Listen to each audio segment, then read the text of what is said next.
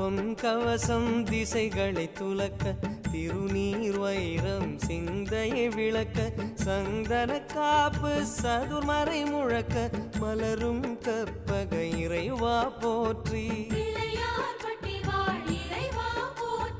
கலியுகம் காக்கும் கணபதி நாதா வலம்புரி நாதா அபயம் அபயம் அபயம் அருளும் இறைவா போற்றி